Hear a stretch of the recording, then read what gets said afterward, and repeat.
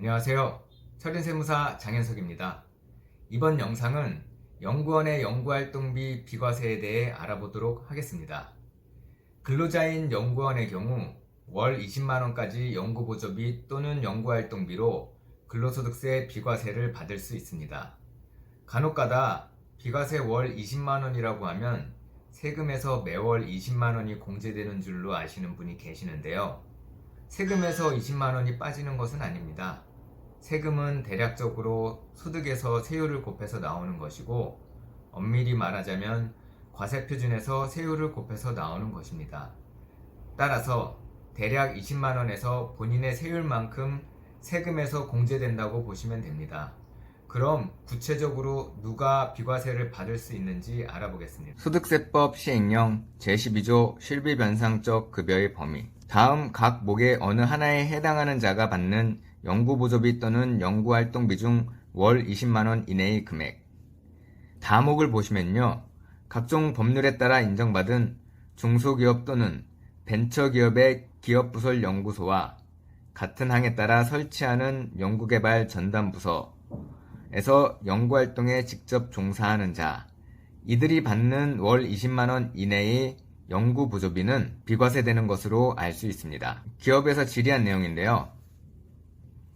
연구보조비 지급 규정을 회사에 별도로 비치하고 연구에 직접 종사하는 연구원과 연봉계약 시 월 연구보조비 땡땡원을 지급한다라고 계약서에 다음 예시와 같이 명시할 경우 동 연구보조비를 비과세 처리할 수 있는지 여부 및 적용 시기 등에 대해 질의를 하였습니다. 과세관청의 답변을 알아보도록 하겠습니다. 소득세법 시행령 규정에 의하여 연구활동에 직접 종사하는 자가 지급받는 연구활동비로서 근로소득에서 제외되는 금액은 해당 연구기관으로부터 연구활동비 지급 규정에 따라 지급받는 금액으로서 동연구활동비가 당해 연구기관과의 연봉계약서에 포함되어 있는 경우 소득세법령 규정에 의한 금액의 범위 내에서 과세 제외되는 것이며, 이에 해당하지 아니하는 경우에는 과세 대상 근로소득에 해당하는 것입니다. 따라서 20만원 이내의 연구보조비는 비과세되는 것으로 알 수 있습니다. 법 조문을 보면 아무 연구원이나 비과세 혜택 20만원을 받을 수 있는 것이 아니고, 법률에 따라 일정한 요건에 충족한 연구원만 비과세 20만원 혜택을 받을 수 있는 것으로 되어 있습니다. 한 가지 더 말씀드릴 것이 있는데요. 법인 또는 개인 사업자의 경우 기업이 기업부설연구소 또는 연구개발 전담부서를 운영하는 경우에는 그 기업은 연구인력개발비 세액공제를 받을 수 있는 요건에 해당이 됩니다. 중소기업의 연구인력개발비 세액공제는 최소 연구원 인건비 총액의 25%나 세액공제를 받을 수 있는 엄청난 공제입니다. 하지만 형식적인 요건만 갖추었다고 해서 되는 것은 아니고, 실제로 연구소를 운영하고 해당 연구원은 연구개발에만 전념해야 한다는 것입니다.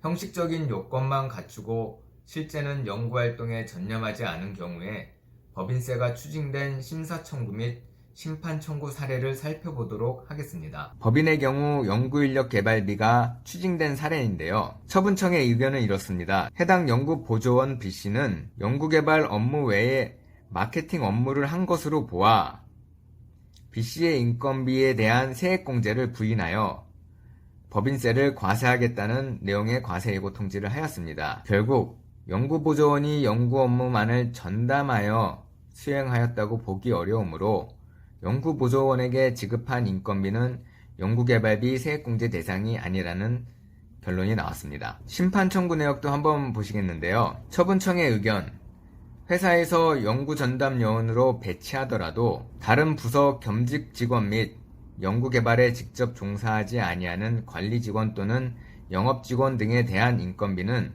세액공제 대상에 해당하지 않는 것인 바, 상무이사 땡땡땡과 이사 땡땡땡은 법인카드로 접대비를 계속적 반복적으로 사용한 이력이 있어 순수한 연구개발 전담 업무 외에 타 업무, 접대 및 영업 업무를 수행한 것으로 볼 수 있으므로 이에 대한 연구인력개발비 세액공제를 부인하여 과세한 이건 처분은 타당하다라고 처분청은 주장을 하였는데요. 요지를 살펴보면 연구 업무만을 전담하지 아니하고 다른 업무를 겸직하는 연구원의 인건비는 해당 임원들이 접대 영업 업무를 수행한 것으로 보아 쟁점 인건비는 연구인력개발비 세액공제 대상에서 배제 처분됨. 결론을 말씀드리자면 기업의 연구인력개발비 세액공제와 해당 연구원의 연구활동비 20만원 비과세를 받기 위해서는 형식적인 요건과 실질적인 요건 모두 갖추어야 한다는 것을 알 수 있습니다.